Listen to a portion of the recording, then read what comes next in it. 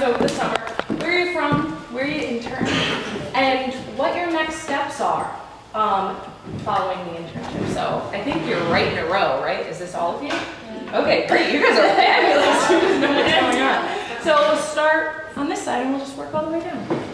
Hi, my name is Allie Chamberlain. I'm originally from New Jersey and go to the Mass College of Liberal Arts. I am an arts management major and I'm interning at the Ferrin Gallery in the Windsor Mill. What are your next steps? I have no idea. I have one more year left at MCLA and hopefully maximizing that to its capacity. Another internship next summer?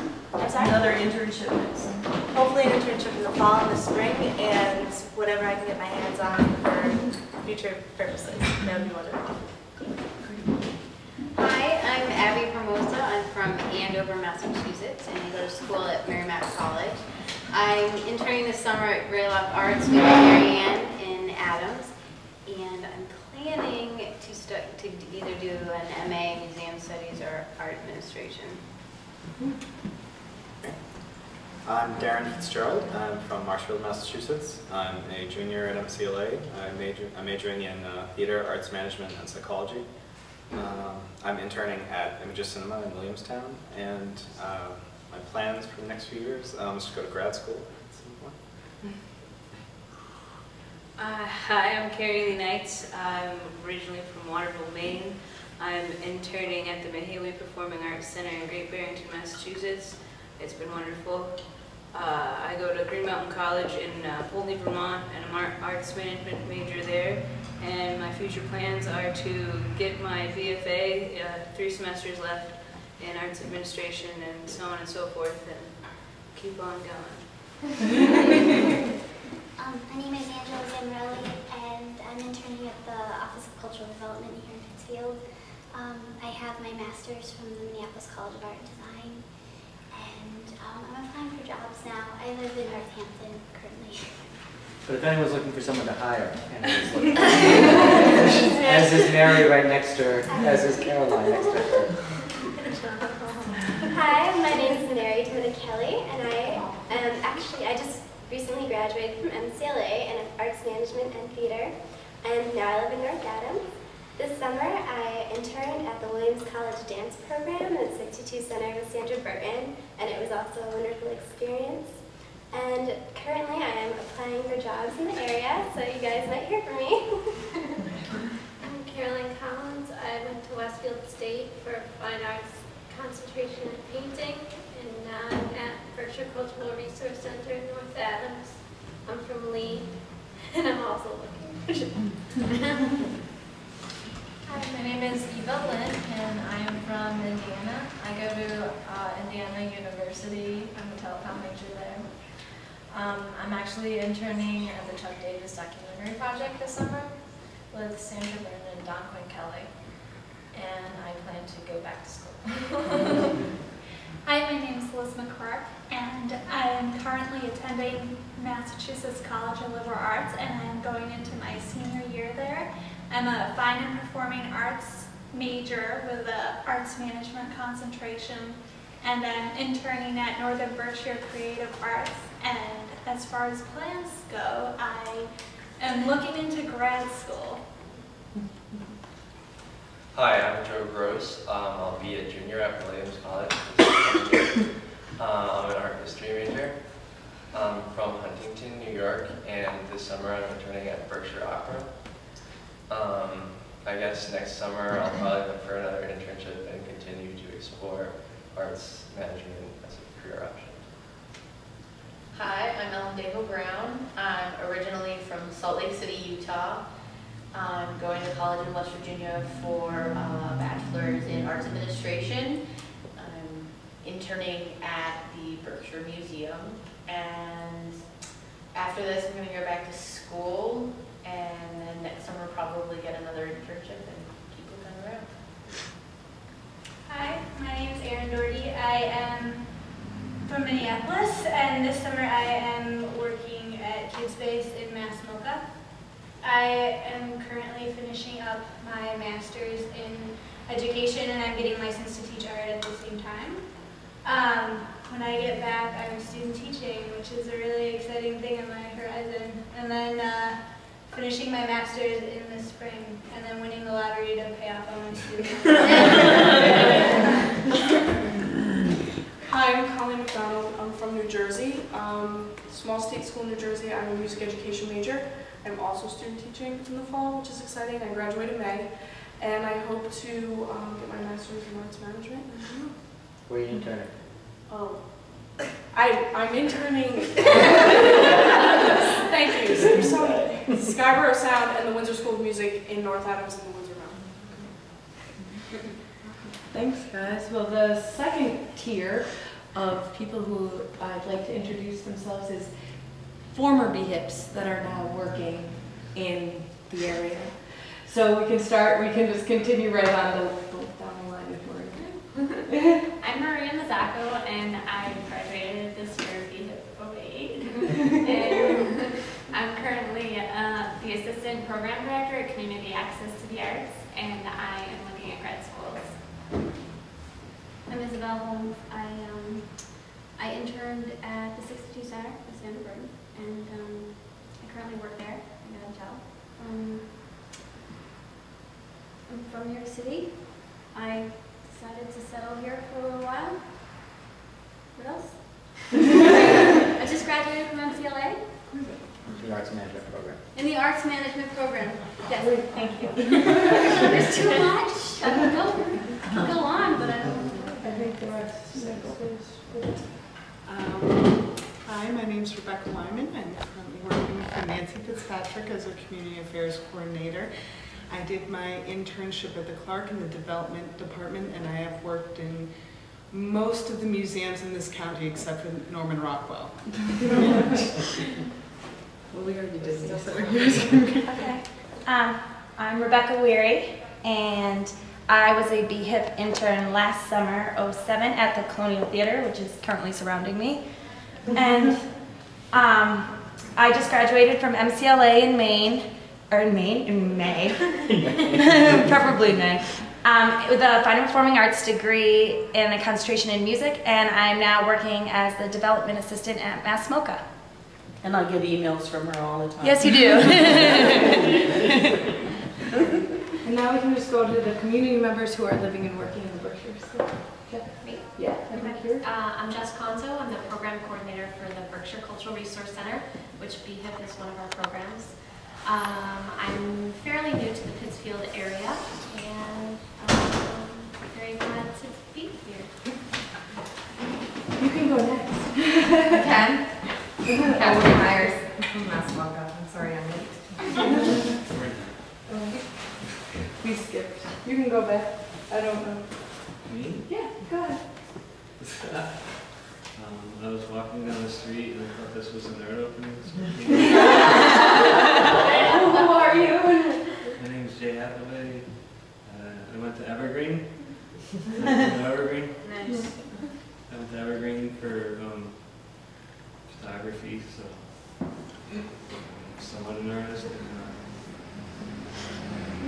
I guess that's well, actually, let me add that this has been incredibly valuable and interesting.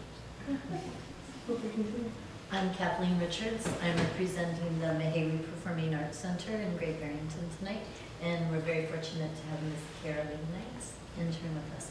We also have had past years of BHIP interns and look forward to these interns. Thank you. Hi, I'm Marianne Petit. I'm from Greylock Arts in Adams. And I'm here. Matthew, of course, I couldn't make it, but I'm here representing both of us.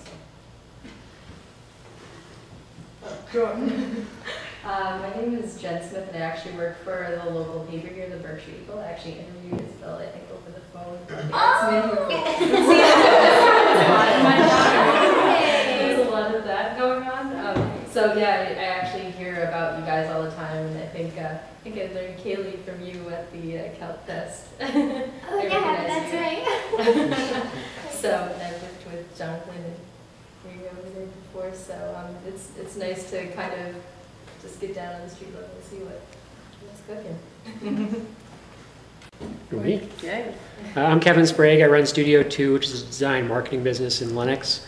And we do a lot of the institutional design and marketing work you see around for Shakespeare and Company, Berkshire Theatre Festival, Barrington Stage, the Mount, it goes on and on.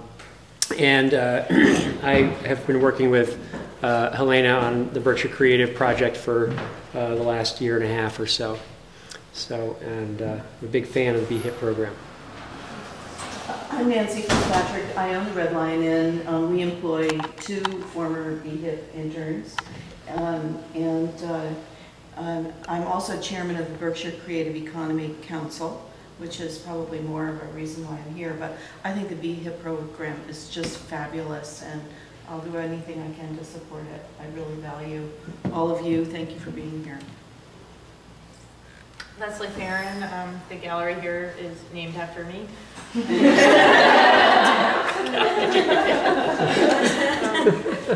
I'm really glad to have you guys here for the second time. I learned a lot about how the Berkshires are experienced from sort of a different generation last year, and it stuck with me all year long, so I was really happy that you're all coming back, because I think that the program's great.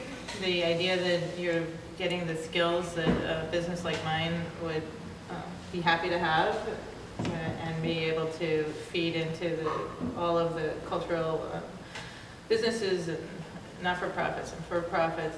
Having that kind of education was something that I don't think was available in such a specified way when I came through school. So, I learned on my feet, and so it's great to think that you're getting the formal training to then be launched into learning on your feet. So thanks for coming back again, and I'm interested in hearing the Q&A, because that's what we're here to hear. I'm Jonathan Secor. I am Director of Special Programs for your MCLA. One of those special programs, probably the most special of the programs, is BHIP. I also do a lot of the other cultural programming, including their presenting series. Jess and I are working on a series of arts admin seminars for next year, as well as artist talks, and I teach in the arts management program. Director of Specialness. It's fine, sit down. I'm Director of Interpretation, and I think I interpreted what that meant in this group. Museum-ese, it's really like glorified storytelling, so anything that has to do with interpreting the museum's collection. So my department is supervising the exhibitions, collections, education, and public programs. So it's all things fun and cool at the museum. We let other people do the fundraising and the marketing and the development work, so that's good. I've worked with Ellen. She's been a delight. We've had other BHIP interns over the course of several years, and they've all had something really wonderful to bring to the museum, and we hope that we're also offering something back of value to them. I think it's a terrific program, and I believe every time that I've met a group of BHIP interns, you guys have always been really curious and have lots of really great questions and are really engaged, so it's really a pleasure to be able to work with all of you. Appreciate it. So last year, we did more of, after the introductions, we opened up. What about you? As far as your BHIP experience? Oh, my BHIP experience, well, it was 3 days after I graduated with a ceramic sculpture degree. I was like, what am I going to do with this? And I found BHIP. I grew up in North Adams, and I was never ever going to come back to the Berkshires because as a local, there was a big disconnect from what was happening in the arts organizations and sort of what I was learning in the public school that I was in. So I graduated from Drury, and throughout my 4 years, as I'd come back, I'd start, seeing what was happening at Mass MoCA and Gallery 51 and other places around the Berkshires, and I started to realize, well, wow, there's art here. There's things that I enjoy to do, and such a culture, rich culture here that I could become part of. So I started my internship 3 days after I graduated with Berkshire Creative, and at that time we weren't a council. We had just finished the report. It was launched in March, and I started in June. We received our grant, and then I was hired in the fall because of that grant, and I've been working with Berkshire Creative since. And a big question that came up for me during BHIP was, why do you choose to live in a place that you choose? Why do you work there? Why are you part of that community? How are you part of that community? Why do young people go to certain communities or not? How do we attract them? So the question that was posed, I think, to all of you again was, how do you get young people into your institution? Well, Berkshire Creative is the county. So for me, my question was, how do I make young people stay in the county? So what I'd like to open up, and we did this last year as well, is sort of go around the room and have each person say one thing that they absolutely love about Berkshire County, the reason that they'd stay, the reason that they'd be part of what's going on here, and maybe something that they'd like to change or improve. And I'd like this to be really open. We'll start by going around, but if you have something to interject, please feel free. So I'll start. So the thing that I enjoy about Berkshire County is, first of all, the fact that you can be so involved as a young person. At 23 years old, I can be sitting here with all of you, trying to help the arts and the community of the area and really feel like I have a voice and a part in what's happening. And that's something that came up in the last year's talkback that was really true. You can really inflict change and be part of what's going on. Something that I don't really like is the transportation situation. I really, really feel like that stops so much of what could be happening with nightlife and young people wanting to experience other happenings around the county but not being able to, whether that's because of gas or the fact that they don't have a car, and also the fact that they don't run past 6 o'clock if you do happen to take a bus and the schedule is so sporadic. That's completely unfair because transportation was going to be. Well, you can. Well, on top of transportation, is that also for businesses in this community that their employees can't necessarily get to the jobs. So that's another reason that I would want transportation improved. When it comes to why I love living here is that there is that ease in moving around in different groups of the community, that things I've been able to do here I would have had to fight tooth and nail to do in the city, and probably would have not had as many opportunities, as much exposure to people in different levels of arts management, also in arts making. There's a lot of access to other practicing artists in this area, which, as that's my other job, is to make art that I can't get that in the city, whereas here I get that and cheap rent. I'm going to just pause, and I want to go to the BHIPs first. I'm sorry, so I'm going to start over there. I just want to make sure that this is about what you guys have to say. So, Did you invite me in Boston? Excuse me? Did you invite me in Boston? I invited everybody. I love living in the Berkshires, to be honest. It took a little bit of adjustment for me to get used to.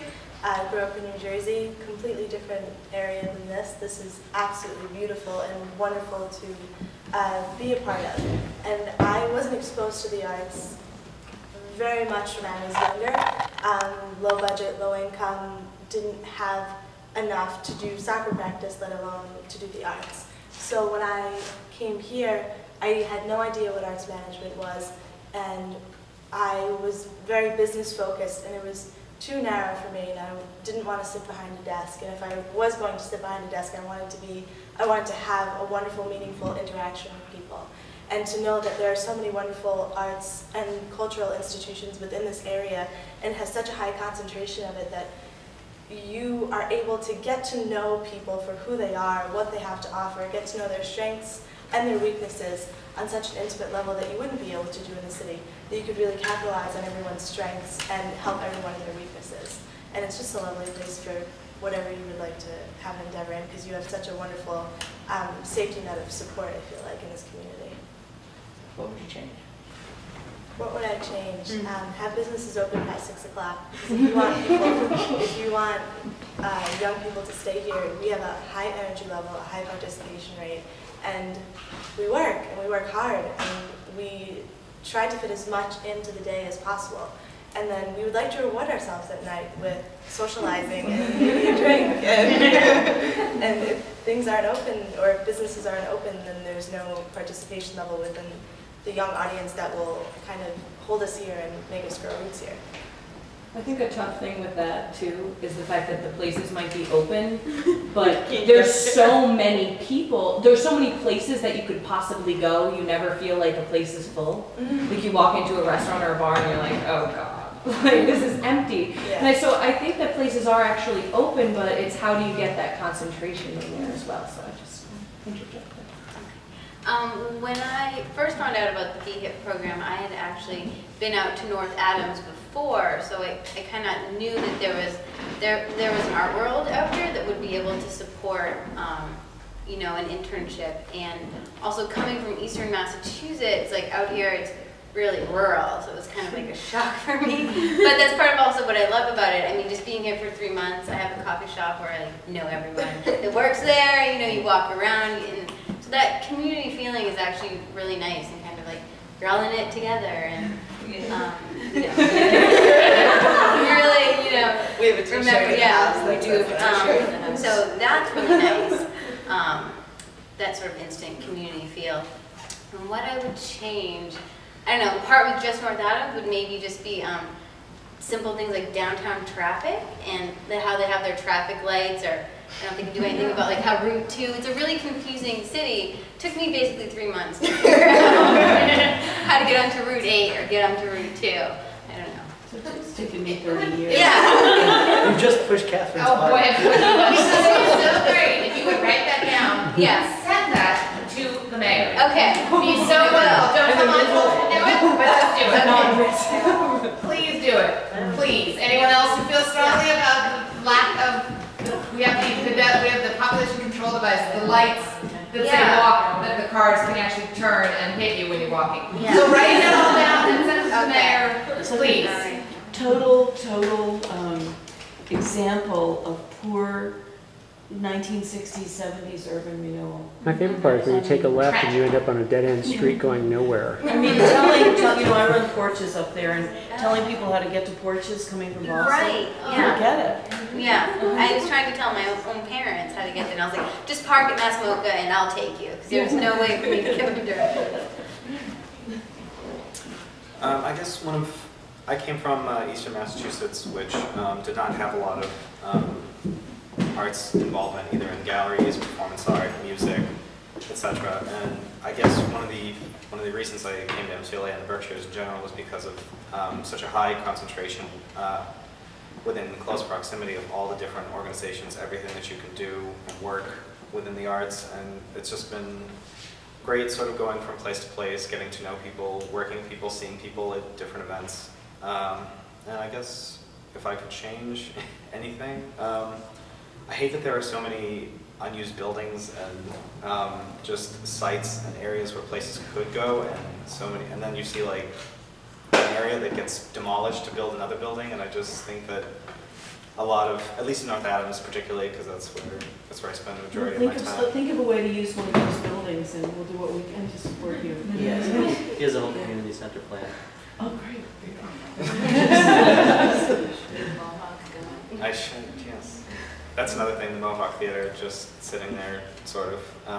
I guess it's just, it stands as a sort of icon for North Adams because it looks very interesting. Coming in from Williamstown on Route 2, I believe, it looks so impressive, and then it's becoming more and more developed with Down Street Art and all the galleries, and it's starting to become more lively, which is fantastic. I just hope it keeps momentum and continues in that vein.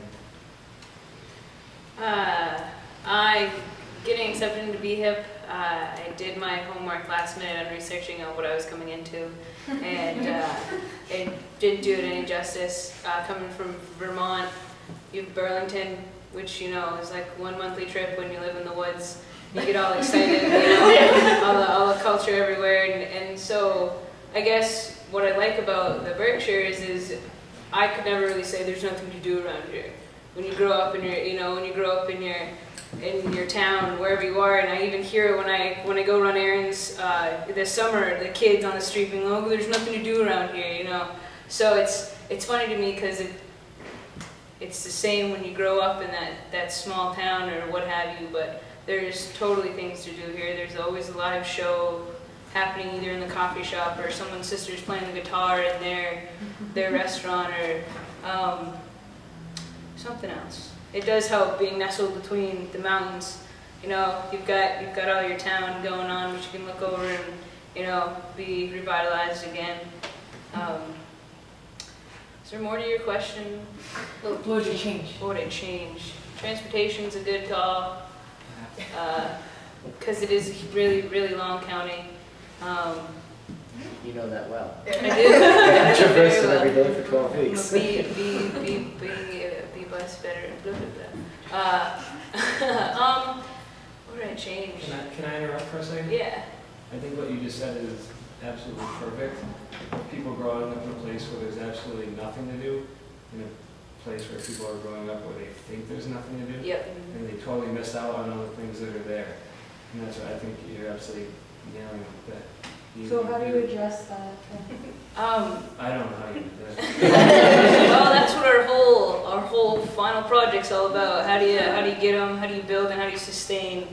And those are two wonderful words, but I'm just gonna go for the financial end of things. I know my marketing obviously has a huge portion to do with it. You know, how do you let people know? But I think about it, it's like, well, just most of these kids are in school. Most of these kids are being educated. If not, they're, you know, walking into a coffee shop or something, and the flyers do help. But when the wall is saturated with flyers, you don't know which one to look at. You don't know which way to go with it. So, you know, you want to be that business that sticks out, but then goes, how do you become that business that sticks out the most? That's another thing maybe I'd change. You kind of feel that competition between each organization, nonprofit or not, for-profit or not-for-profit around here. Instead of networking and helping each other out, which does happen, and I do hear that and see that, but it's also like, well, we want everyone to come down here to all these, you know, is it polite to use just random places? Who wants to go to Brandon Stage? Or, oh, we need the people coming into the Colonial, or, you know, there's just kind of like this little competition going on. But I feel if there's some way where it's like, well, if you come here, you guys should go over here, and they do that in their playbills, and everyone's sponsoring everyone else, but how do you let the kids know that there is stuff to do? It's a great question. Outsider coming in, being from the woods coming in, there's lots to do, you know, and the whole keep anything past open, excuse me, anything open past 6, you know, anything open later. Even if it's naked, if it's open, there's still a gleam of hope, like, oh, hey, that's open, I'll remember that, you know, next Saturday when I want to do something.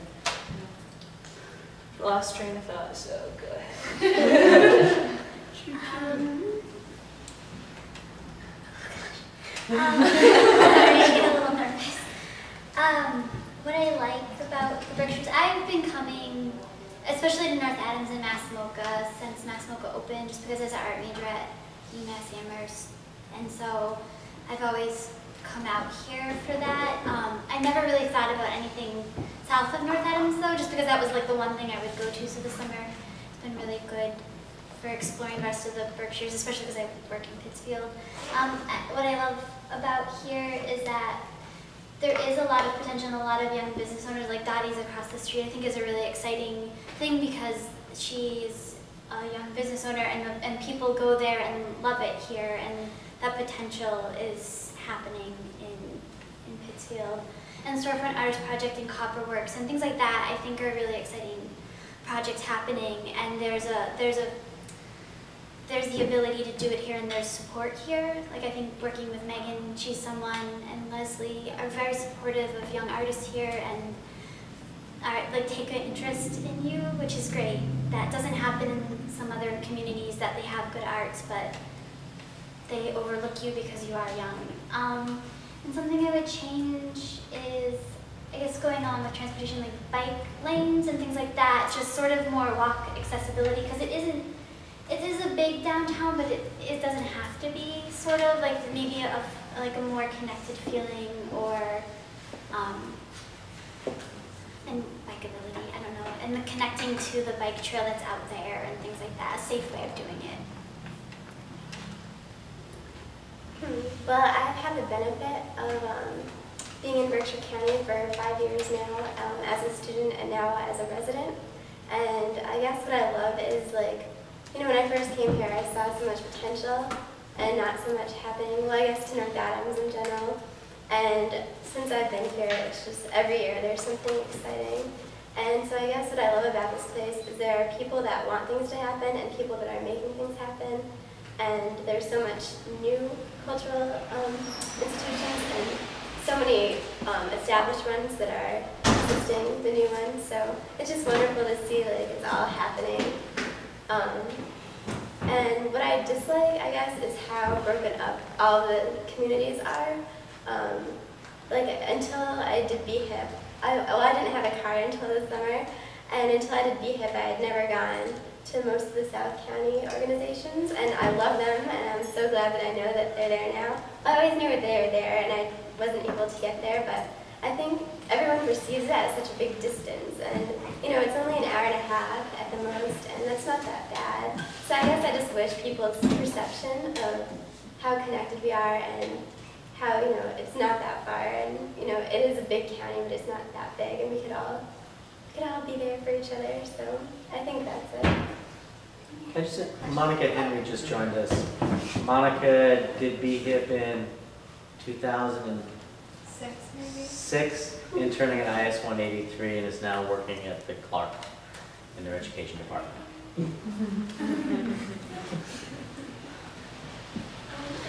I grew up in the Berkshires, so I have dealt with the there's nothing to do in Berkshire County thing frequently throughout high school, which is, so coming back from Westfield, which also has less culture, this summer I realized there's a lot more in North Adams than I even knew existed other than Mass MoCA, like the Cliffs Mills, going to the openings, and I've been to every opening I could possibly go to this summer after work, and I think that is really good that people from Connecticut and more stuff does seem to be happening, like Mary said, in the past 4 and 5 years, which I think is good, and I think that will cause stores and places to be opened, and I love going home now, and I walk down the street with my boyfriend, and there's always stuff going on in Lee, and Lee's not even a highly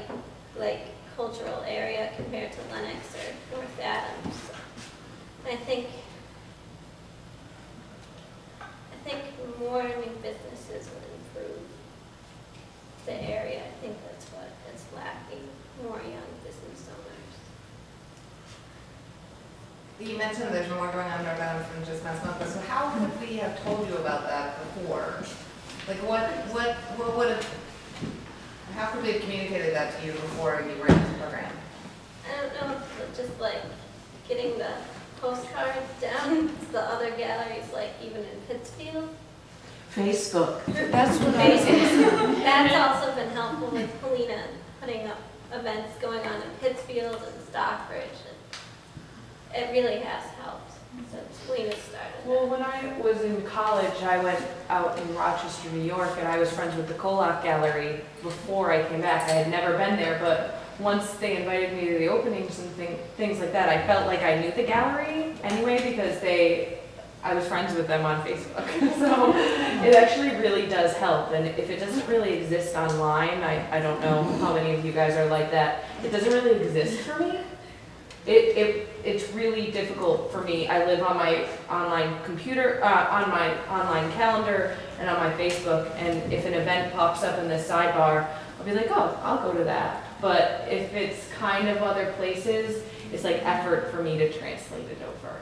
And I don't know if that's true. So maybe that's something for arts management seminar for local gallery. Like I don't know if the Cliffs Mill has a Facebook page, but there's probably quite a few people in North Adams who don't even really kind of even know how to go there. That's been something that Helena and I have been, really, working to push, and actually should probably formalize within Berkshire Creative sometime soon, is really bringing people into connection with these new tools and breaking down some of their biases and their barriers, because this is a rapidly evolving space, and the Berkshires tends to be behind the curve in some ways, but we could be on the curve a few times when it comes to sort of staying on top of these technologies, institution to institution. I mean, one of the things in listening to you guys I'm interested to know about is the sort of, would be the, all the institutions in this area talk about, bringing in younger audiences and connecting with a younger audience. And I think that there's a difference between actually doing it and sort of the lip service of doing it, and that's one of the things that you guys are in a position to articulate to us and to them, which they'll never know otherwise. It's a case of you don't know it because you don't know it. And what I'd be interested also to hear is kind of what are the barriers to entry that you feel, in terms of engaging in the institutions we have, but also in how they program and what they do and what they choose to do. Certainly there's part of connecting with that younger audience is connecting with programming that they're interested in. If you're putting on musicals from the 20s, you might not be hitting their buttons. So anyway. I feel like for our age group, a lot of time price is number one, you have to find it and know the event is happening, and then number two, price is going to be a big inhibitor. And working for a cultural organization is great because you get these little emails that say like free tickets at Jacob's Pillow. But for people not in that position, it's sort of harder.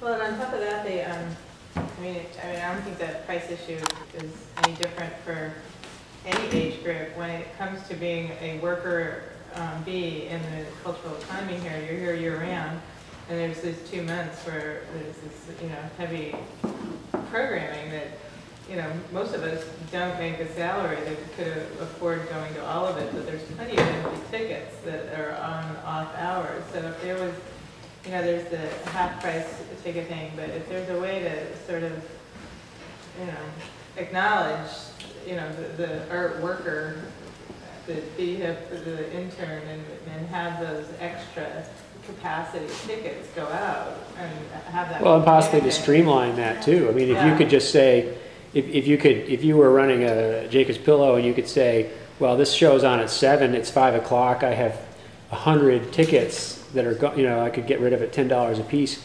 If you could connect, like that, that would be an interesting. That looks like a Facebook group to me. Open group, you click and send a message to everybody. Yeah. I mean, that's $10 2 tickets, clicks. 2 hours. Just to go off what you said about barriers between young people and sort of new people in the area. Before I was at Images Cinema, I sort of found out about it just joining the BHIP program. There was an independent theater in Williamstown, and I was very excited about this because I actually liked independent film a great deal. And what I thought, or what was part of my paper as to trying to get more students down Spring Street was the concept of when you get here as a freshman at MCLA from all over, or just anywhere particularly, you don't know what's in the area. And so I feel like both businesses could network and sort of just create a form letter. It doesn't have to be something particularly long and involved, just like, hello, welcome freshmen to the area. This is who we are. This is where we're located. Here's maybe a coupon for 20% off an item, or like, I don't family weekend or something. Something that's not too much of a financial risk or strain for any of them. Because if Images Cinema had done that with me, they would have easily had a couple more $100s in their pocket from me alone over the past 2 years, and just right, to really actually engage you actively as a new audience, as a new participant, from the day you arrive. To say, because they allow volunteers, and I would have volunteered that day that I got there. Right. MCLA is really great, actually. They're really reaching out to the business community to try to sort of set up that kind of connection more. They're great that way. Yeah, even if it's just a small fold, it doesn't, just something to get just with our outings, just learning about how many people in the area, their pay what you can nights and everything else. It's fantastic, I think. And I think Caroline, also, that's what you said. When I was in college, I was a fine arts major, and it took me 3 years to find a figure drawing class in Berkshire County. And this year I found 3. So it's kind of like we need to get that connection. It's kind of like, I feel like it's a close-knit community that knows about these things, and I feel like when I found one, I was the youngest by like 30 years. So I feel like we need more. Like, I think people would go, but if you don't read the Berkshire Eagle every morning trying to find add. And I think that's right, what she said. If you're not looking for it, like, they're not going to find it. Like, I feel that 90% of the, I don't know what age group you're talking about. What age group are we talking about?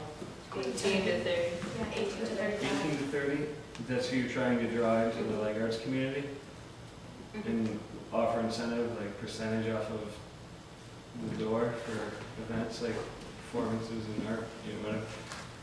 But I don't think that's an incentive in any way to like young people. I feel like you have to make it feel like it's someplace that they have to be, where they'll pay whatever the price is, and they'll raid their parents' wallets to get in. That's what you need to do. You make it something that they need to be at. Otherwise, they don't care if it's $1 or $40 because you're not going to go. I think it needs to be something they need to feel if they're not there, they're missing out on something that's gonna. Well, I think what you need to do is kind of what I was talking about earlier, like there's places that are open, but you need to make it feel like there's a lot of people going. So Right. you're gonna actually have a party, something like that. Right. You So- need to feel like if you were there, you are cool. And you're all laughing because you agree with me. It might be great just to hear the other half. We still haven't heard the other half. Yeah, we still have. Well, let's just do your two comments. You raising your, Okay, I was just gonna say that we were talking about like the connections and that kind of thing, and what I would change about Berkshire County is that I feel there's a real disconnect between the artist community and the regular community, like the people that aren't technically part of the creative economy. I feel that like, not purposefully, but that we kind of alienate the people that are a member of our group, and like that's what we are. We've become this large and powerful clique, and that these people aren't part of it, and that they don't really want to be part of it because we don't make them feel welcome. I agree. And I feel that is the one thing I would really focus on changing, is making the people that have lived here for 30 years and aren't involved in the arts, getting them involved and making them feel comfortable and welcome there. How would you do that? Making it part of the Kind of the same strategy how to attract the young folk to attract that community member. Like, make that person feel like, oh yeah, you're. If you weren't there, you missed it. Yeah, come on down. Like, this is your place too, as much as ours. Excuse me. Also, don't like alienate them. Like when some people walk into, like say Masmoka, and they see the art and they're like, I don't get it. And there are people standing there that are like, well, you don't get it, so, you know. Our staff isn't doing that. If they are right now, because you're I just really need to hear from everybody. All right, good. Before we get into All right, so yeah, we'll keep going. We'll come back to that, I'm sure. You won't have a chance to say that again. You saw the turn coming. Yes. Okay, well, I'm from Indiana, so, you know, when I first got here, I thought, well, when I was driving here, because I drove from Indiana to actually, I felt like I was in the middle of nowhere, but then when I actually, you know, the first 2 days of orientation, we went on kind of an art tour, pretty much all over the Berkshires. And, you know, I thought, wow, what an amazing place. You know, it really changed my perception of the town. Just like driving through, it was just, there was no one anywhere in the daylight, and I was running out of gas. I couldn't, you know, ask anyone for help. Everything was deserted. But anyways, what I liked about this place, though, I thought that the art was very, to me it was amazing because it was, you know, just culturally accepting, you know, it was very diverse in that, you know, arts presenters bring, you know, international groups, you know, dance groups, you know, whatever, from all over the world. And, you know, it was a world-class art. I didn't know what that really meant until I got here, because I live in Bloomington, which is, you know, a very, because of the university there, it's very, you feel like as a young person you can do a lot of things. And there's just all these cultural and artistic, you know, things just going on everywhere. We actually, our movie theaters don't really survive well enough because there's so much other things to do, like, you know, film festivals and everything. But what I found was good here is that, you know, it's things not just from the community, but it's from everywhere. You know, if it's a good idea, you know, you strive to bring that forward. And but then I kind of thought with the community community's relationship with the arts world was very, to me, it was strange because, you know, on one hand, the arts presenters are trying to make the place, you know, a better place to live economically. Sorry, yeah.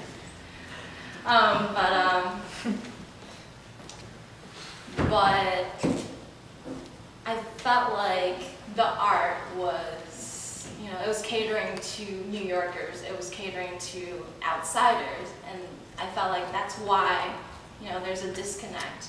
That's why people don't, you know, come in here and, you know, see their art, or if they do, they feel estranged because, you know, it's expensive or it's not, you know, it's not catering to the community. And so I thought that a good way to heal the community was to, you know, the arts that you present would cater to the community. So have more public art, have more civic art, you know. So you can do that pretty easily by, I don't know, just asking the community to come in and, I don't know, paint trash cans. You know, it's just, it's small things like that, like things that would unite the community by, you know, art. Because, I mean, I'm sure that, you know, everyone's here because, you know, art has really changed our lives. You know, art has a very subjective way of communicating. And to heal a community like this, you know, I think that just more public participation in arts. I come from Mansfield, Massachusetts, where the main focus of that is sports. And then arts is sort of secondary. So, like, I really like the fact that out here in the Berkshires, the arts are so emphasized, and coming from Mansfield, many people felt like in order to be involved in the arts, you have to live in New York and you have to try to make it on Broadway and all sorts of stuff like that. But it's nice to know that that sort of misconception isn't true, because I feel like there are so many great facilities and arts organizations out here in the Berkshires that may not be Broadway, but I think that it is probably better because it is very real and not really commercialized in that sort of way. And as far as things that I think should change a little, well, me personally, I would like to see more dance type of like clubs or something. I know MCLA has the First Days program where they have the Massimoka dance party as part of it, and I always love going to that. That's always a good time. So I think more things like that, and also the focus of my paper was sort of how colleges can support the arts, and one of the professors at MCLA was making, developing the program for Northern Berkshire Creative Arts part of the class and part of the curriculum. You're going to get graded on this, and therefore it helps the involvement. And also there's so many colleges with huge endowments and everything, and so I feel like that'd be really good support, and that would also increase the young audience and getting more involved that way. I think the thing I like most about the Berkshires is the way a lot of the arts organizations are able to capitalize on the beautiful natural surroundings like Tanglewood, or at Massimoka when we went to the Bang on a Can Marathon, you could be outside for a lot of it. And what I would change, or what I don't like, is the way so many arts organizations rely on this really intense summer period, and then the rest of the year they're not so busy. And I think that furthers the kind of disconnect between tourists who come in the summer and who aren't there for the rest of the year. Because like my organization, Berkshire Opera, only puts on productions during the summer, so they couldn't do like a performance for high school students during the year. What I really like about the county is, well, it's a beautiful place to be. I gotta say, the natural beauty of this place is really amazing. And I like the fact that I can walk down the street and I have options. I can be like, well, I'm in the mood for this kind of art today, and I can go there, I can drive there. I come from Salt Lake City, and it's a really big city, but it's really focused on growth right now, and the art scene is severely lacking. But it's great to come somewhere where I can be like, I feel like going to Ferrin Gallery and seeing what they have up today, or I feel like going to the Berkshire Museum and touching fish, you know? It's really, it's a really good option. And then the thing that I would change was the disconnect between the communities. And one of the ways I think that you could change that is having, I don't know, just like more open gallery talks with the artists, like explaining their work and being like, this is where it was coming from. Just being really open and being like, everyone's invited, let's have a good time, we're gonna explain it. It's not just come and that's it. Like you come and so you know everybody there and you know what's going on, and we're not gonna explain anything. It's come and we'll explain to you what's going on, and we'll kind of induct you or make you welcome and, you know, feel comfortable. May I ask a question in regards to that? Within Pittsfield, do you think that Third Thursday is something that sort of helps with that, bridging that gap, because everything is open and there is that space where the sidewalk and the interior sort of is trying to blend back and forth? I mean, in Pittsfield in particular, not necessarily in other parts of the county. Yeah, I think that Third Thursday is a really great idea, because I gotta say, when I was working the front desk on Third Thursday, I saw a lot more people from the community come in and a lot fewer tourists, because I mean, you got those 3 hours that are free, it's later at night when people are off work, it's just a better time for them to be there, and it was really great for me to see who came in, because I work the front desk, and seeing who comes in during the day and who comes in on Third Thursdays, there's a huge difference. And I think it was really great to see the community getting involved in the museum and coming in and enjoying it. Well, I think definitely like the Third Thursday is a really good equalizer, because I was standing outside by the King Cone, eating cones, listening to what people were saying, and they'd be like, well, let's go to the museum, it's free. Are you sure it's free? It's free. And they would go in. But another point, though, is that like the Berkshire Museum is year-round, and actually because we didn't have air conditioning, and it could be like 98 degrees and 88% humidity, typically in a gallery in the summer, we've served the community, so in the winter actually was our highest attendance, which was reverse of every other cultural, which was actually is pretty staggering, considering what the population does in the summer here. But I think when I started 6 years ago at the Berkshire Museum, there weren't probably collectively this many people this age in this city at this time, at any evening, even on a Saturday night. And I remember literally walking around, and ironically, it was at a time when Great Barrington was taking out the benches because business owners didn't want young people in town. And they were remember that, Nancy, right? They were removing the benches. They were like 16 and dealing drugs.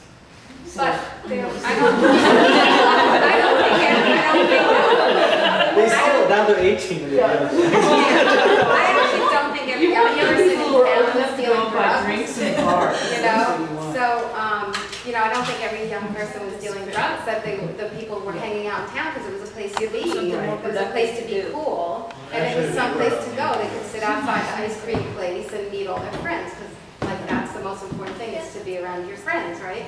And so my economic development idea for Pittsfield at that time was them to bus all the kids from Great Barrington to Pittsfield, so that people would drive past and go like, wow, this place looks really cool. Let me make a cafe in that empty building, you know, that kind of thing. So things have changed so dramatically in the last 6 years, and it's just amazing to hear this conversation, because I think like the museum is really good at attracting family audience, and that's what we're good at. And it is a very accessible, it's sort of like the working man's cultural institution in the very best sense of those words. And but young people, by hearing this, I'm really noticing, because I don't set necessarily like the admission prices, but I can influence that, and I have a voice in that. And I never imagined, like, what if we just had, like, from 18 and under is free instead of whatever it is, it's 12 and under or 3 and under is free. Because I know when I came here, I was a lot younger than I am now, and I was probably closer to your age then, right? And I would go to cultural things. I was the director of Interlaken, and I went to events, and everyone was 20 or 30 years older than I was. I would go to Jacob's Pillow, and I would be by far 20 years younger than the youngest person there. And that was really daunting. Like, I went because I enjoyed the art. I went because I enjoyed the events, but I always felt very isolated.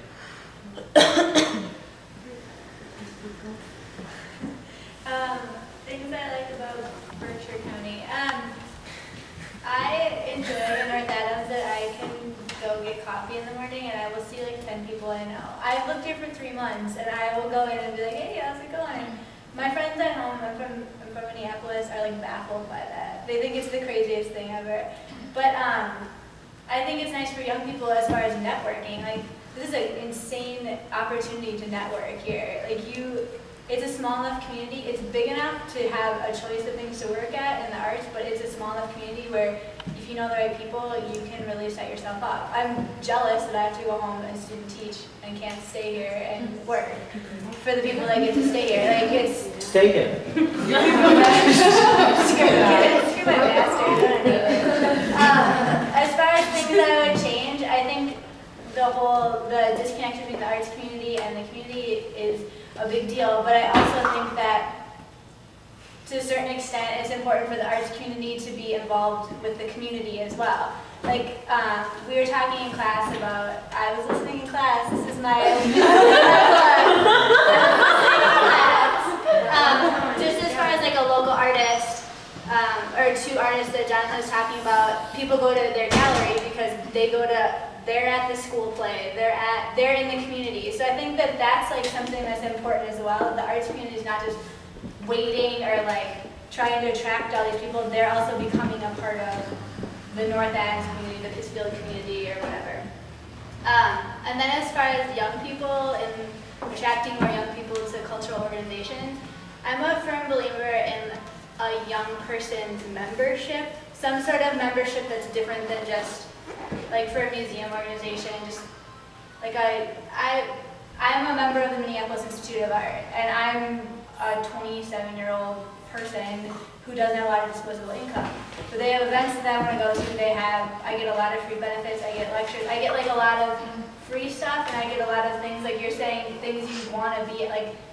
You're made to feel like it's exclusive. Like you're getting an exclusive deal. You want to be there. So I think having a little bit lesser fee for a young person's membership is kind of a great deal, and I think it's attractive. And in this community, there's a lot of young people who are really into art, so I mean, you have a built-in audience for young people. I think that's a fabulous idea, actually. Because I just got the Mass MoCA one mailed to me and the Barrington Stage one, and I was like, I would love to be a member of this, but how do I choose? Oh, we gotta reprint those envelopes now. Yeah, well, they're beautiful, well done, but I still didn't give any money because there wasn't.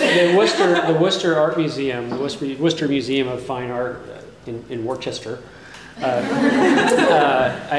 only know this because a friend of mine used to belong to the young members. It was like, it had a great word. It was like a young members board or something. You know, it was like this. It was a way to belong if you were under 30. Yeah. And they had all sorts of events that were specifically for them. I think it's important to have young people on a board too. Yeah. I think there's what? Young people on the big board as well as the yeah. Well, no, I mean like on the real board. Right. I think a lot of people don't necessarily always take the 20-something. In this community, I think it's really, really rare that 20-somethings are given a lot of respect and mature jobs, I guess it would say, in the arts world, and I think it's great, but I think it's also nice for them if they're given that respect to be able to be a part of a board of an organization where they feel passionate about it or want to work hard. And I mean, I think that, well, that's It's a great idea. It's a great idea. The only problem with that is that for most people, in order for them to want you on their board, young people don't have the money. Usually board members tend to be the people who are donating to the institution and making it run. And someone at 27 years of age doesn't have the money around here to give towards as much as they would love to. Yeah, but you just changed the metaphor. You changed the metaphor. I mean, there's certainly plenty of boards that where giving a donation is not a prerequisite to board membership. I think your point though is very interesting, and I think we could make this a little mission, which is that what if you said it as a mission? You said every nonprofit institution in the Berkshires should have one member of their board, if not two, under the age of 30. Well, and that gives them an opportunity amongst the organizations to have those people connect as young people. And I mean, well, they're all sitting there saying they want younger audiences, and they don't have anybody on their boards. I think that's totally unnecessary. Really? I think you need people to pay attention to younger artists. I don't think that a board member needs to any certain age to pay attention to some. Well, they don't understand it as a member. They can observe what a younger crowd might want, but they're No, not I mean, I'm not totally throwing it out as a bad idea. I'm just saying I don't think it's necessary. Well, I was just saying. Sorry, I didn't mean to interrupt, but I heard it as I was dozing off, so. The other thing that I just feel like there's a lot of older people that pay a lot of attention to younger artists and understand that there's a lot coming out of younger artists that are looking to. Go ahead. The other thing that happens out of younger board participation is you actually learn how to be board member. There's board member training, and you don't actually have to it's like a action for artists. Then you can work your way up. Well, part of the Berkshire Young Professionals were doing that around the county, but not at arts organizations. Let Colleen go, and then everyone will have a chance to speak. Thank you. Set my people free. Thank you, Jonathan. I'm from New Jersey, and I love it, by the way. Some people don't like it, and I love it. I just want to say that. I'm sorry. Anyway, I'm from Central Jersey, so my accessibility as far as the arts is 40-minute drive to Philly, 60-minute train ride to New York. So that's my thing. There's nothing really in my area. But when I go to see quality arts, that's where I go. I go to Philly, I go down to Philly, I go up to New York. And I have to say, a lot of it has been from the free tickets that we've been offered via email or all the cultural outings that we've gone to. The quality, I would say, for a cheaper price is just as great, and that's what I love about it. And quality, yes, is subjective, but it makes me seeing how diverse it is, and that goes along with my negative thing, but makes me want to come back. Like next summer, I'd love to come back to see things, all the productions that all these places are doing.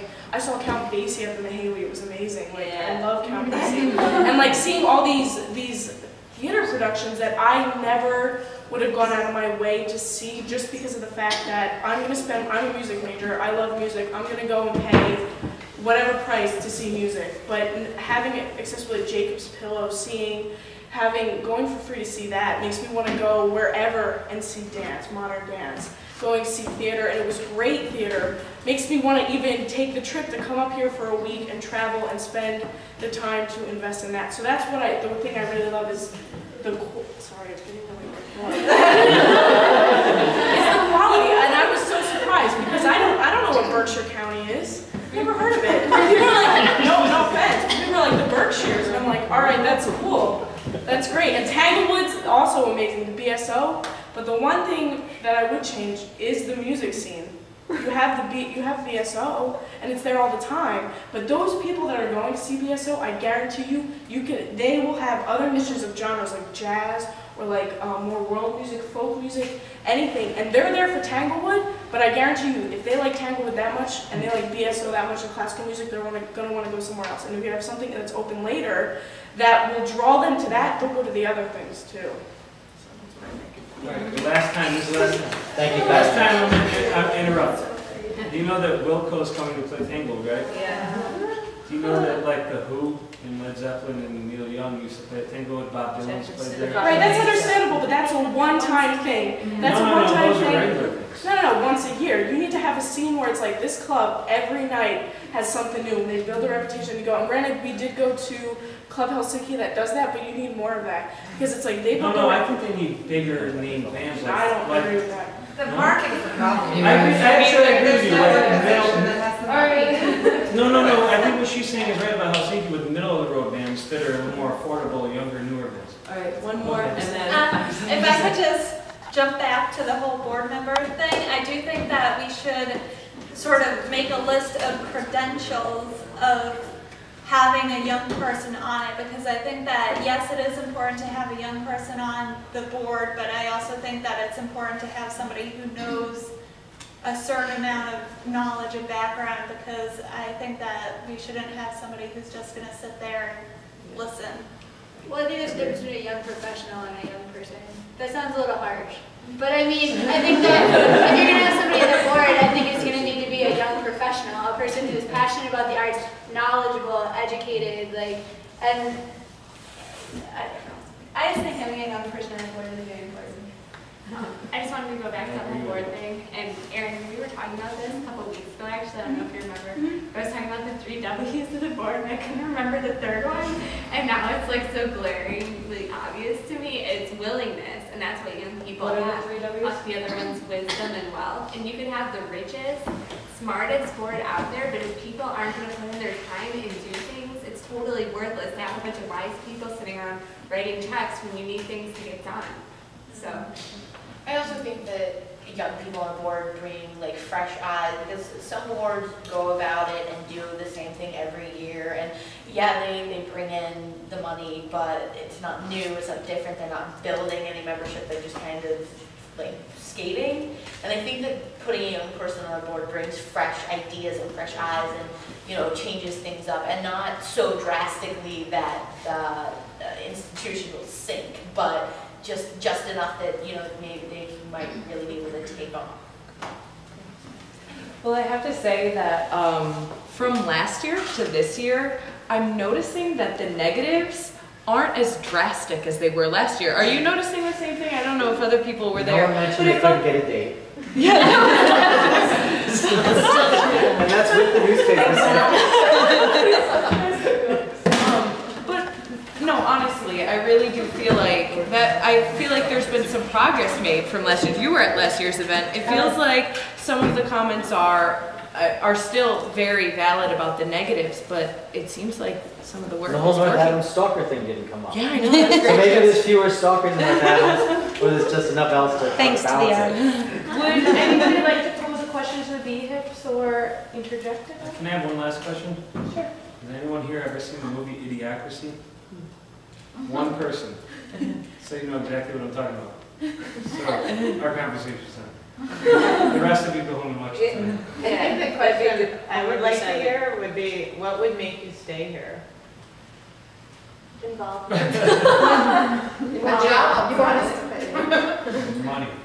I also think, like for me, I already have a group of people that I work with and that I love where I live right now, and so like, it would be really hard to move to a new place again and leave them behind, so that's kind of something like people, I know there's good people here, but at the same time I have my good people, that would make it hard to move to a new place Why again. don't you move them here?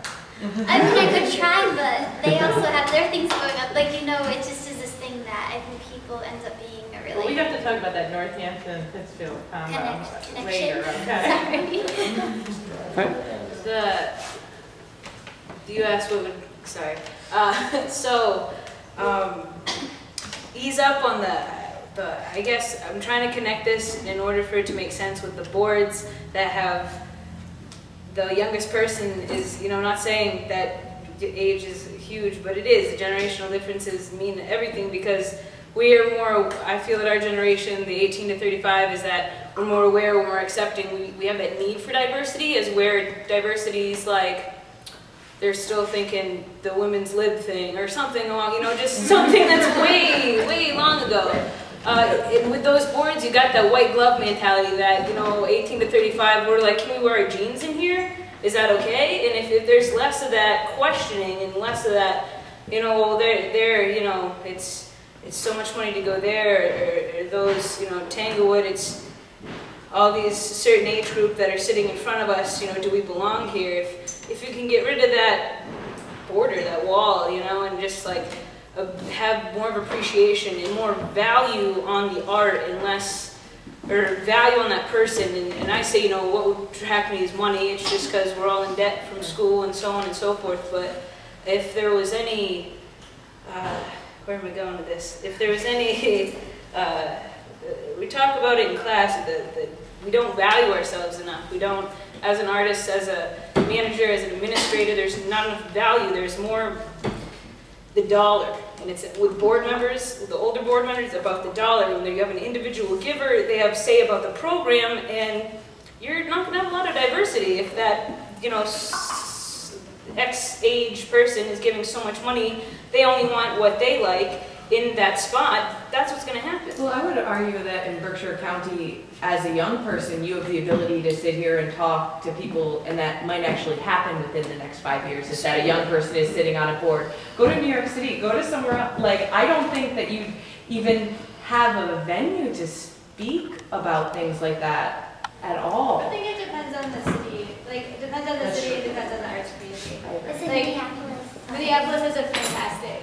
And I sound like a repeato about this all the time, but I'm lucky because I come from a really great city that has a really great arts community that really values young people, and like you have the opportunity to be on a board, like all of that jazz. But I think. But see, that's we need to know that, because the most dangerous thing is the most dangerous thing to a place like this is our own ignorance, and I'm saying our in the greater sense of us as a county, us as a group of individuals running businesses. So what I always think is useful knowledge is when somebody brings in actual hard goods from another place, they say, this is how they do it. In this location, this is how they do it. So you've already offered us 2 great pieces of hard goods, you know, a youth membership program and youth participation in boards. Those are hard goods I can take back to the institutions I work with and say, you know, you can apply these things. It would be great to see, you know, to examine more of that. You know. In Minneapolis, they have an organization that headhunts young people for boards, for not just arts, just nonprofits in general, not just arts. Like, you can submit an application, you check what organizations you're interested in, what kind of causes you're interested in, they come back, interview you, contact you, and then set you up with organizations that you can interview with, which is a great process because, I mean, I wouldn't know how to go to an organization and be like, hey, can I be on your board? I mean, I would sound like an idiot. But it also allows you, well, I mean, it also allows you to kind of narrow down the field of what you're really passionate about, and it allows you to know what that board requires. Like I said, point blank, I can't give $500 as a gift as a board member, and some are, you know, at will giving, and it was really helpful. It seems like that's something Berkshire Creative could fill that role to a certain extent. No, I like that because it's easily formalized, easily articulated, and you know it's got a nice quality to it. And regardless, I mean, one of the things I'm wondering about is you know, you guys are right in this position right now, which is what can this community do to better connect you between school and that job? You know, what's the missing link there right now for you? You know, is it opportunity? Are you finding that you've got to go out and kind of make your own opportunity now? You know, I don't know the formal systems that may or may not be in place, but what's your sensation of that? What's your, you know, feelings on that? I feel like it's a lack of knowledge because I think there is such an informal, traditional way of going out and getting a job. You make a resume, you go out and you get the first job that says yes to you. But that's completely different. With this generation, you have a higher sense of education, I think a more well-rounded education, and your opportunities are endless, or at least I would like to think so. I'm going to try to hold on to that. But I think the Career Services Department at a school should really be more knowledgeable and kept up to date about what is required, what is expected of you, what is the formal training to go into a business sense, because you can learn everything from a textbook of what you get to it, but just being in BHIP, you can't learn half of this stuff in a classroom or in a textbook. So if there was, for lack of a better term or description, but how etiquette classes in old-fashioned ways taught you how to act at a dinner party, if there was classes or if there was introductions or meetings or seminars that would help you be better well prepared to deal with it in a person-to-person sort of way and not a pen-to-paper sort of way. And if there was an umbrella organization that creative economy maybe would do, I feel like all these cultural institutions are fighting for days and fighting for time for people to come to their openings and their gatherings and their performances and dance, theater, all of this wonderful opportunity we have here.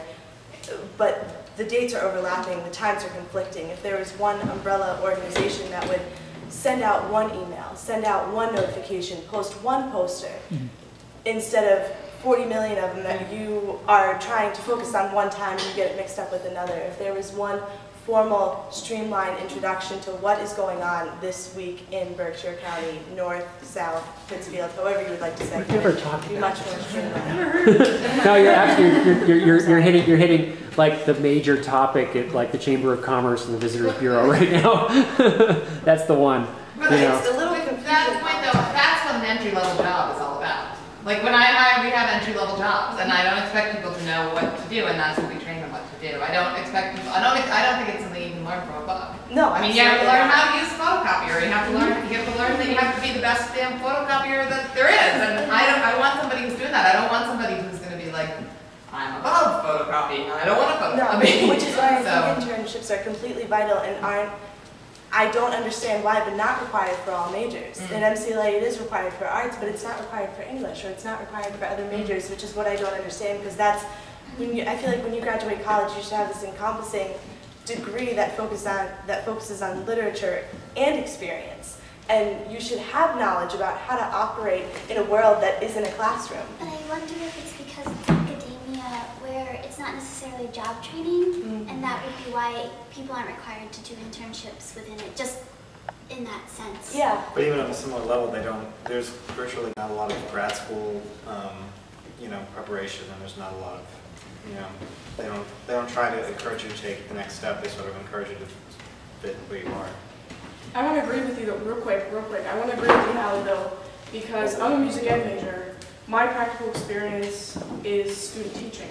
And that's the best practical experience for a music ed major. But I did an internship last summer in my hometown area, and doing this internship, I feel like even if I decided, hey, no way, arts management, music ed all the way, that's all I want to do, I feel like it's still vital. So much, and like practical, like so many different, like just ways to look at things, and I just wanted to agree with you in that something. Sometimes grad school fairs come to MCLA and whatnot, and I think that if there was something like that for the arts and arts management, that would be really great, like near when the graduating class is going to be going out into the real world and everything. I think that would be a great way to sort of mingle and introduce people and also be able to sort of get your foot in the door. Like for local Berkshire organizations, you could have a job fair just for cultural institutions, introducing them probably to Williams, MCLA, maybe even Bennington graduating students. Sounds wrong. So you know what? I did the portfolio review day, and I was like thoroughly amazed at what the college did. It brought in 25 people from the visual arts field that run residencies, galleries, and you basically sign up for your 10 minutes with that person. And I thought, you know, that's so translatable here in the Berkshires. We're all here, you know, it's like bring in a couple of curators, gallery owners, not-for-profits, and I think set it's up the always tables. underestimated, like how lost you feel when you're about to graduate, because all of a sudden being in academia, you're like, oh, I'm taking these classes and it's great. I was a ceramic sculptor, you know, like I took 4 years of that, and then all of a sudden you're like, oh my God, like I'm $30,000 in debt. And that hits you about 3 months before you graduate and you freak out. And I don't think that everybody realizes that in the professional world, that how much we're looking for that system, or we're looking for that segue straight into a job. So I think that's a really great opportunity as well. One thing I wanted to add about keeping people here, because I feel like I'm in this situation right now, is having graduate programs in the county. Because now I'm like, well, what am I going to do? Go to New York or go to Boston or go to another big city so I can have these options to further my education when I'm perfectly happy living here and everything, but like, where am I going to go? Well, I think one of the reasons that I am staying in the Berkshires is because I think, like, I feel that this is a place where I can find a job. I feel that if I moved to New York City or Chicago or LA right now, I would just, like, I don't know, just be lost. And I think because I've been lucky enough through the arts management program to, you know, experience working in the arts and going to all the cultural organizations, I feel like just a lot more comfortable than I would if I went somewhere completely new. And I don't know, I'm really happy about my decision. Like, if you asked me 4 years ago, I would have said, no, I'm getting far, far away. But as I've seen more things happen, it's been, what's the word? I guess it's just been, like, I don't know, it's convinced me to stay. Because I'm like, oh, well, I want to see what happens with that program in a year, like, if it's still there. And I don't know, now I love it. And also, I think the affordability, like, I don't know, I could never afford rent in a big city, and I can afford my apartment, and it makes me really happy. On the one hand, we do have this really good creative economy network that we can all, you know, bridge through across this gap right here. But on the other hand, I feel like, and this is maybe something that we aren't really in a position to solve for 10 years, but friends that I have that aren't sort of in the arts economy, some of them are trying to jump in. But for instance, one of my friends I graduated with is having a lot of trouble finding an entry-level job. And maybe the arts are just much more willing to take on help and teach them and so forth. But it's kind of interesting to think even farther down the line, what can we do for other, if you're trying to attract more young people to the area. Well, that's why I was sort of saying that question of a bridge has come up in a lot of our discussions, you know, and I think it needs to be, there has to be a system, you know, that creates those connections beyond, you know, looking in the back of the Eagle to see what jobs there are and sending your resume in, because we can't sit on one side of the fence and say, you know, boy, it'd be great if we can keep all our young people here and we have all these great jobs, but, you know, and then they're all sitting over there saying, well, I got to go away because there's no jobs and I can't connect to this thing. So there is, you know, a perceived disconnect. There's, you know, from the employer's point of view, there's a challenge kind of connecting between, okay, I need specific skills here, and maybe the local educational institutions aren't really providing that, so I've got to kind of find that needle in a haystack person who's got that passion and interest in the thing I need. They may have done it themselves, or it's their hobby, or they, you know. And right now, there's really not a great way to do that. You know, my business is one where I've always hired people. I've never run a want ad, you know, in 15 years. I've hired every single person who walked in who had a kick-ass portfolio. That's 7 people in 15 years, you know. And so I've always maintained open door policy, but nobody knows that unless they're gutsy enough to look me up, you know. And so I've often thought that there needs to be like a better bridge. I feel like with a really young population that you're trying to pull in, though, they're not going to have a lot of experience, and what my friends are running into is that everyone wants experience. So. Well, I don't know. Well, there's an interesting thing that happens in the finance industry, which is if you take a series of, let's say, 3 classes throughout your education, and you pass this test at the end, you automatically get a job with Fidelity when you graduate, or you're offered that position if you want it. It seems like we could do something of that nature of, if you take these series of art management classes, this is the list provided to you at the end of the year. Massimo will automatically hire you? Yes. Sweet. Well, it's just in that topic, I can tell you that I don't look for experience in arts. I look for people who have waited tables and worked retail and done all that crappy stuff, because I want somebody who's willing to do all that crappy stuff. But that's I'm not talking about the arts, and I switched over, I'm sorry. But that said, I mean, when Joe Thompson came and talked to BHIP the other day, and he talked to me specifically about Rebecca, where he was working there, and he said the great advantage of her being there was she hit the ground running.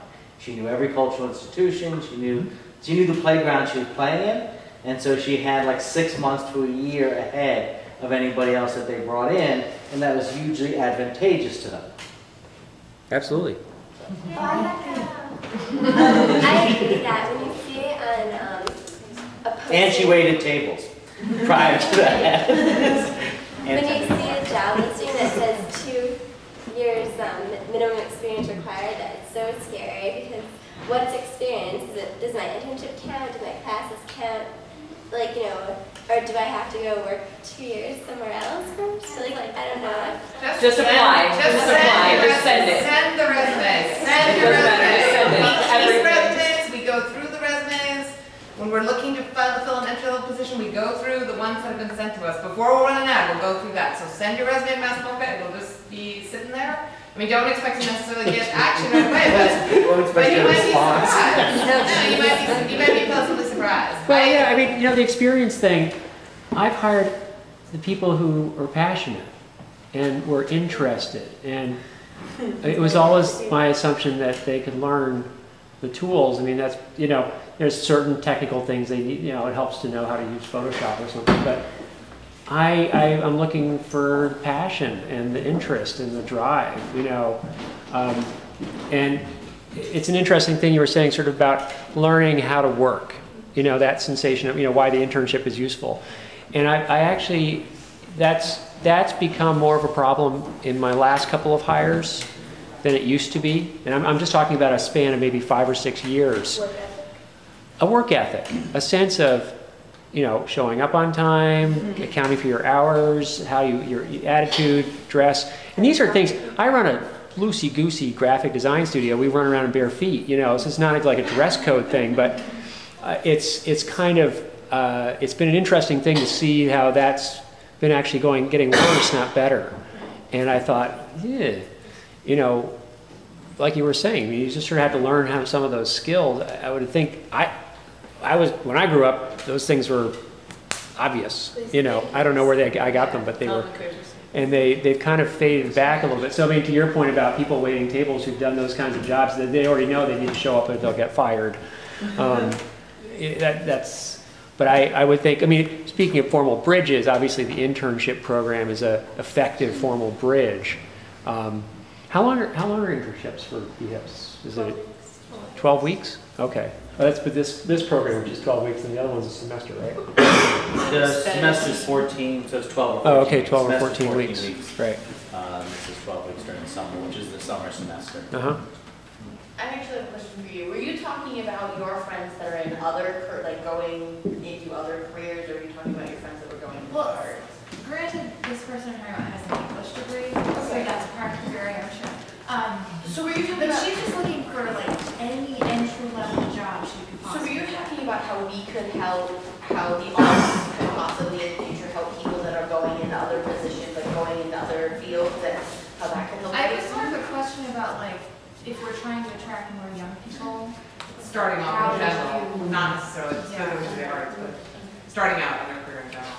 What kind of resource can you do with that?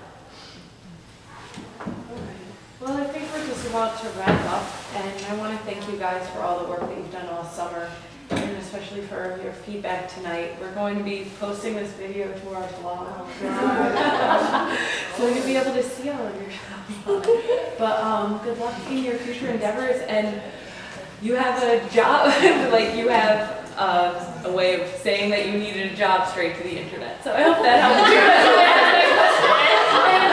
And so if anyone has anything else to say, that's it. Thank you. Thank you.